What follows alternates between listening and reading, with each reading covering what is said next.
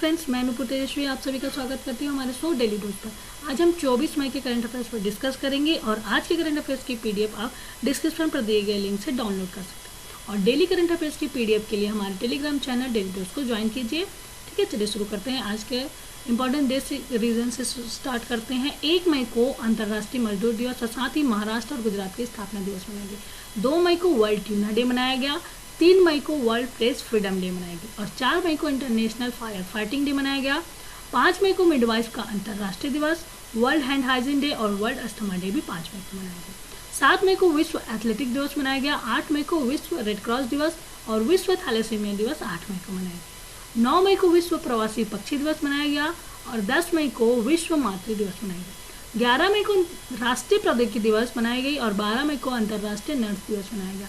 15 मई को अंतर्राष्ट्रीय परिवार दिवस मनाया गया और 16 मई को international day of living together in peace और अंतर्राष्ट्रीय प्रकाश दिवस भी 16 मई को मनाया गया। 17 मई को विश्व उच्च रक्तचाप दिवस मनाया गया और 18 मई को अंतर्राष्ट्रीय संग्रहालय दिवस मनाई गई। 20 मई को विश्व मधुमक्खी दिवस मनाया गया और वर्ल्ड मेट्रोलॉजी डे भी 20 मई को मनाया गया। 21 मई को अंतर्राष्ट्रीय चाय दिवस और आतंकवादी विरोधी दिवस भी 21 मई को मनाया गया और 22 मई को अंतर्राष्ट्रीय जैव विविधता दिवस मनाया गया। ठीक है, चलिए शुरू करते हैं। आज का पहला क्वेश्चन है हमारा, विश्व कछुआ दिवस कब मनाया जाता है? विश्व कछुआ दिवस मनाया जाता है 23 मई को। डी आंसर सही है। 23 मई को विश्व कछुआ दिवस मनाया जाता है और साथ ही इसे अमेरिकन टॉर्टॉइज रेस्क्यू के द्वारा इसकी स्थापना हुई थी। विश्व कछुआ दिवस की स्थापना 23 मई को अमेरिकन टॉर्टॉइज रेस्क्यू के द्वारा हुई और कछुआ की दुर्लभ प्रजाति को लुप्त होने से बचाने के लिए विश्व कछुआ दिवस मनाया जाता है। ठीक है, चलिए आगे बढ़ते हैं। आगे क्वेश्चन है हमारा, दस्तकारों शिल्पकारों का सशक्तिकरण एक्सचेंज हुनर हाट सितंबर 2020 से पुनः शुरू होने जा रहा है। इसकी थीम क्या है? इसकी थीम रखी गई है, सी आंसर सही है, लोकल से ग्लोबल। हुनर हाट जो सितंबर 2020 में पुनः शुरू होने वाला है उसकी थीम रखी गई है लोकल से ग्लोबल। ठीक है, और पहली बार यह 2016 में India international trade fair Pragati Maidan Delhi में शुरू हुई। हुनर हाट की शुरुआत 2016 में हुई दिल्ली में। ठीक है, और साथ ही हुनर हाट का मतलब होता है कारीगरों का बाजार उपलब्ध कराना। बाजार ऐसा बाजार जिनकी चीज़ें जहाँ उनकी चीज़ें बिकती हैं और साथ ही सरकार देश भर में परंपरागत दस्तकारों और शिल्पकारों को प्रोत्साहित कर रही है इस हुनर हाट के जरिए। ठीक है, और हुनर हाट के माध्यम से make in India, stand up India और स्टार्टअप इंडिया के उद्देश्य को पूरा करने में काफ़ी सहायता प्राप्त होगी। ठीक है, और साथ ही कलाकारों को एक प्लेटफॉर्म मिलता है इस हुनर हाट के माध्यम से। केंद्रीय अल्पसंख्यक कार्य मंत्री हैं श्री मुख्तार अब्बास नकवी जी। ठीक, चलिए आगे बढ़ते हैं। हाल ही में मौसम विभाग द्वारा 7 सेवाएं उपलब्ध कराने में से चर्चा में रहे उमंग ऐप कब लॉन्च किया गया था? उमंग ऐप लॉन्च किया था, बी आंसर सही है, 2017 में। ठीक, और प्रधानमंत्री नरेंद्र मोदी ने एक सिंगल मोबाइल ऐप पर प्रमुख सरकारी सेवाओं को लाने के लिए 2017 में उमंग ऐप लॉन्च किया था। कब? 2017 में प्रधानमंत्री नरेंद्र मोदी ने। ठीक है, और इस उमंग ऐप को लॉन्च किया और Umang app unified mobile application for new age governance Bharat सरकार का ऑल इन वन सिंगल एकीकृत सुरक्षित मल्टी चैनल, मल्टी प्लेटफॉर्म और multi language multi service mobile app है जो विभिन्न संगठनों की उच्च प्रभाव सेवाओं की सुविधा प्रदान करने के लिए एक मजबूत बैक एंड प्लेटफॉर्म द्वारा समर्थित है। ठीक है, चलिए आगे बढ़ते हैं। हाल ही में भारत की दवा नियामक प्रणाली में सुधार की अनुशंसा के लिए गठित उच्च स्तरीय समिति के अध्यक्ष कौन है? उनका नाम है, बी आंसर सही है, राजेश भूषण जी। ठीक, राजेश भूषण जी भारत की दवा नियामक प्रणाली में सुधार की अनुशंसा के लिए गठित उच्च स्तरीय समिति के अध्यक्ष हैं। और ठीक, चलिए आगे बढ़ते हैं। आगे क्वेश्चन है हमारा, हाल ही में भारत के किस राज्य ने खेलों को उद्योगों का दर्जा प्रदान किया है? वह राज्य है मिजोरम। मिजोरम राज्य ने खेलों को उद्योगों का दर्जा प्रदान किया है। ठीक, और साथ ही मिजोरम की कैपिटल है आइजोल, सीएम है जोरमथांग और राज्यपाल है PS श्रीधरन पिल्लाई जी। ठीक, आगे बढ़ते हैं।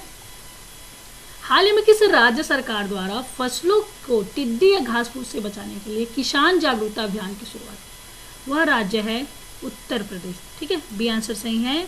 उत्तर प्रदेश राज्य ने सरकार ने फसलों को टिड्डी और घास फूस से बचाने के लिए किसान जागरूकता अभियान की शुरुआत की।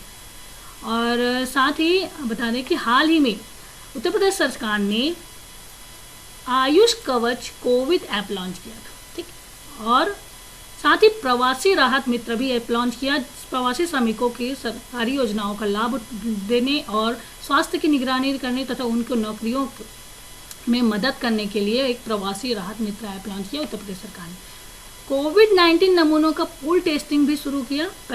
शुरू करने वाला पहला राज्य है उत्तर प्रदेश सरकार। और एक दिन में अधिकतम व्यक्तियों को डोर स्टेप पर नकदी प्रदान करने का रिकॉर्ड भी बनाया है उत्तर प्रदेश डाक विभाग ने। ठीक, और उत्तर प्रदेश सरकार ने उद्यमिता के लिए राज्य के युवाओं को प्रोत्साहित करने के लिए स्टार्टअप फंड की भी शुरुआत की है उत्तर प्रदेश सरकार ने। ठीक है, और उत्तर प्रदेश की स्थापना हुई थी 24 जनवरी 1950 को। यहाँ की राजधानी है लखनऊ। राज्यपाल है आनंदीबेन पटेल। मुख्यमंत्री है योगी आदित्यनाथ जी और चीफ जस्टिस हैं गोविंद माथुर। ठीक है, चलिए आगे बढ़ते हैं। हाल ही में दुर्लभ ब्लैक पैंथर अचानक मार टाइगर रिजर्व में देखा गया। अचानक मार टाइगर रिजर्व किस राज्य में स्थित है? वह राज्य है छत्तीसगढ़ में। ठीक है, छत्तीसगढ़ में अचानक मार टाइगर रिजर्व स्थित है, जहां हाल ही में ब्लैक पैंथर देखा गया था। ठीक, और साथ ही बता दें कि छत्तीसगढ़ में हाल ही में छत्तीसगढ़ में वनवासियों और ग्रामीणों से 18.36 करोड़ रुपए से अधिक मूल्य के गौण वन उत्पादों की खरीद की गई, जो देश के सभी राज्यों की तुलना में सबसे अधिक था। और साथ ही छत्तीसगढ़ को 18,52,000 लोगों को मनरेगा के माध्यम से रोजगार दिलाने के कारण पहला स्थान प्राप्त हुआ।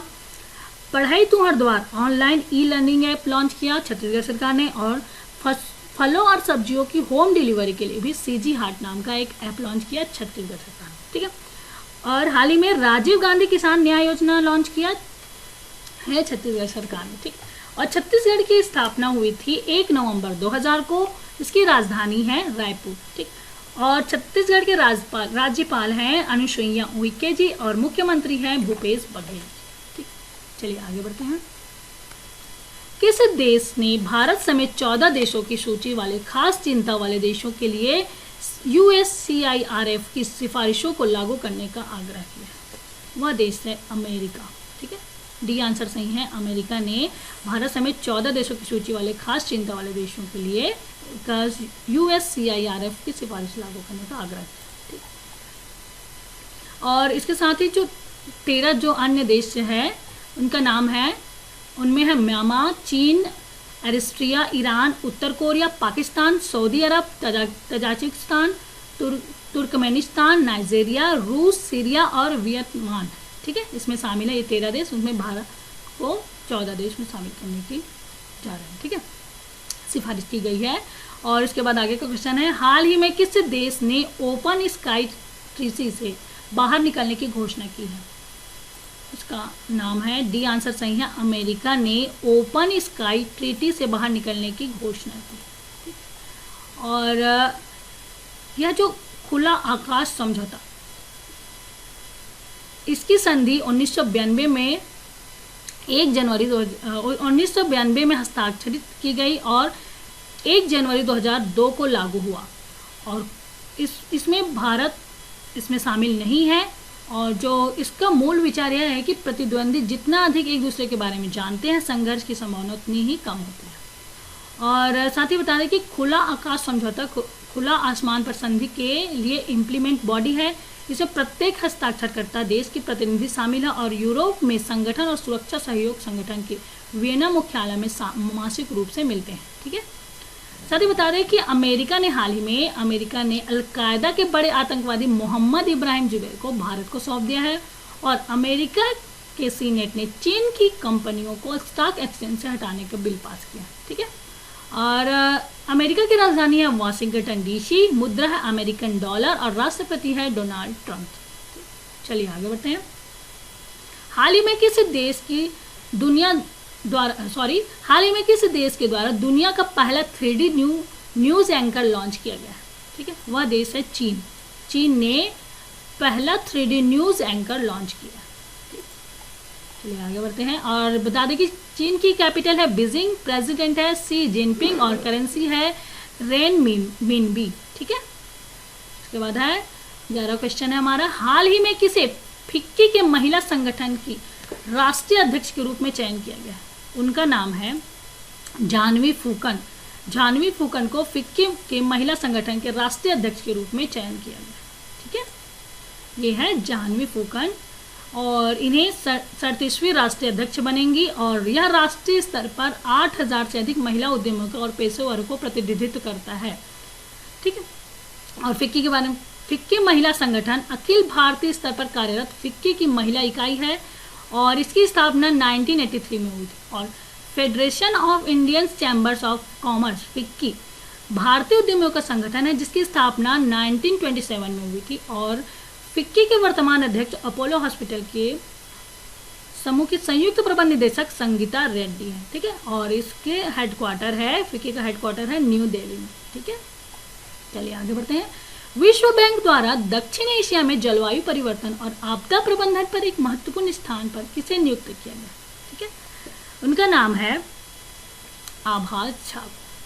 सी आंसर सही है, आभास झा को विश्व बैंक द्वारा दक्षिण एशिया में जलवायु परिवर्तन और आपदा प्रबंधन पर एक महत्वपूर्ण स्थान के लिए नियुक्त किया गया है आभास झा को। ठीक है, और साथ ही बता दें कि जो विश्व बैंक एक अंतर्राष्ट्रीय वित्तीय संस्था है जिसका मुख्यालय है वाशिंगटन डीसी यूएस और प्रेसिडेंट है Davis Malpass.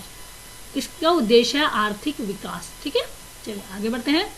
Indian Olympic association ने किसे ओलंपिक शिक्षा और अन्य अकादमी मामलों की समिति का अध्यक्ष नियुक्त किया? ठीक है, इनका नाम है प्रशांत कुशवाहा को। ठीक है, डी आंसर सही है, प्रशांत कुशवाहा को इंडियन ओलंपिक एसोसिएशन ने ओलंपिक शिक्षा और अन्य अकादमी मामलों के अध्यक्ष के रूप में नियुक्त किया। ठीक है, और इसके साथ ही बता दें कि इसका अध्यक्ष है किसके? ठीक, चलिए आगे बढ़ते हैं। इसकी स्थापना हुई थी और भारतीय ओलंपिक संघ की स्थापना हुई थी 1927 को। महासचिव है राजीव मेहता।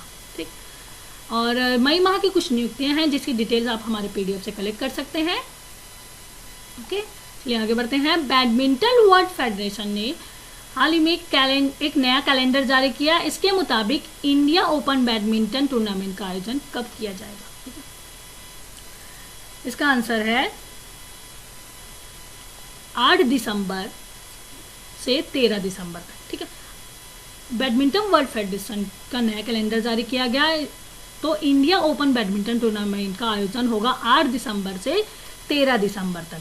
ठीक है, और विश्व टूर सुपर 500 टूर्नामेंट पहले 24 से 29 मार्च तक नई दिल्ली में आयोजित होना था, लेकिन अब इसका आयोजन 8 से 13 दिसंबर को कराया जाएगा। इस प्रतियोगिता से पहले 11 से 16 अगस्त तक हैदराबाद ओपन और 17 से 22 नवंबर तक सैयद मोदी अंतर्राष्ट्रीय टूर्नामेंट में खेला जाएगा। ठीक है, चलिए, और बैडमिंटन वर्ल्ड फेडरेशन के हेडक्वार्टर है मलेशिया में।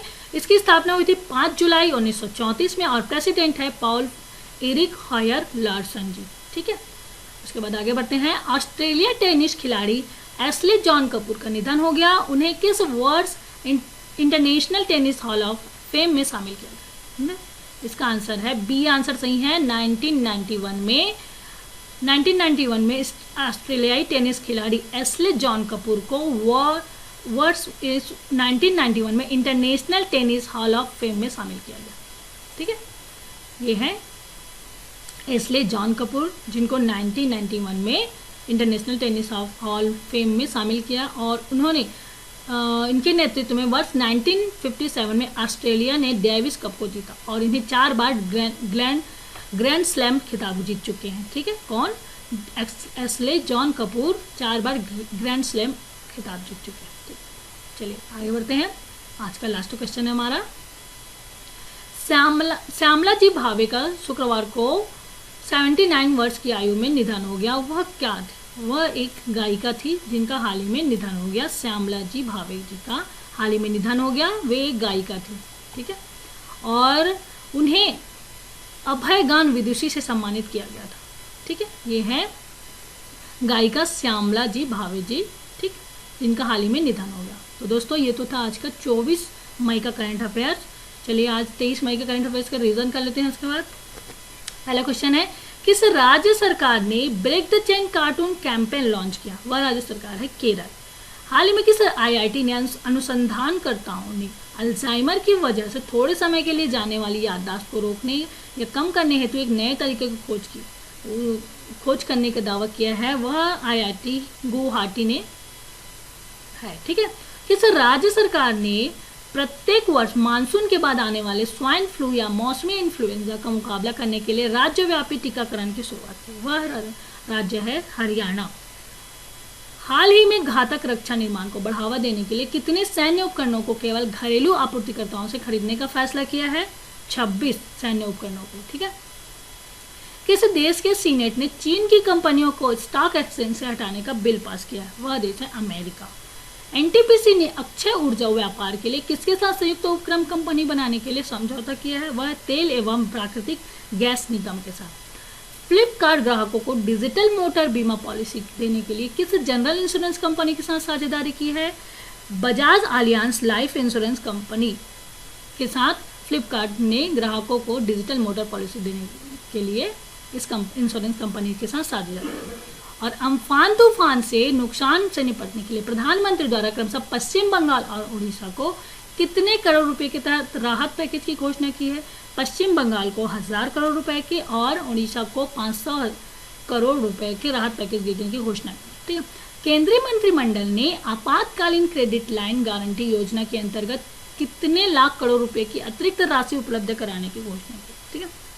3 लाख करोड़ रुपए की अतिरिक्त राशि उपलब्ध कराने की घोषणा की है। और हाल ही में RBI द्वारा रेपो रेट को कितने प्रतिशत की कटौती की गई है? इसमें 0.4% की कटौती की गई रेपो रेट पर RBI द्वारा। रिजर्व बैंक ने कोविड-19 को देखते हुए ऋणों के भुगतान में और कितने महीनों की रियायत देने की घोषणा की है?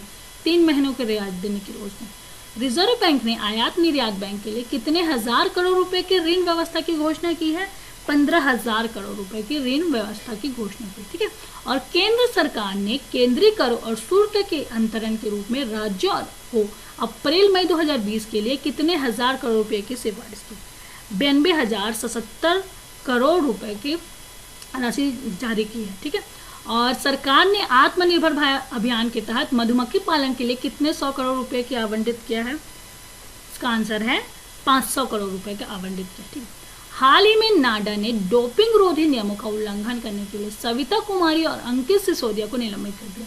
दोनों किस खेल से संबंधित है? दोनों पावर लिफ्टिंग से संबंधित है। ठीक है। हाल ही में उत्तर प्रदेश ने डॉक्टर नेपाल सिंह का 79 की आयु में निधन हो गया। वे किस क्षेत्र से संबंधित थे? वे एक राजनेता थे।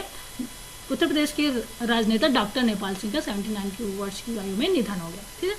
तो दोस्तों ये तो था आज हमने 24 मई के करंट अफेयर्स पर डिस्कस किए, 23 मई का रिवीजन किया।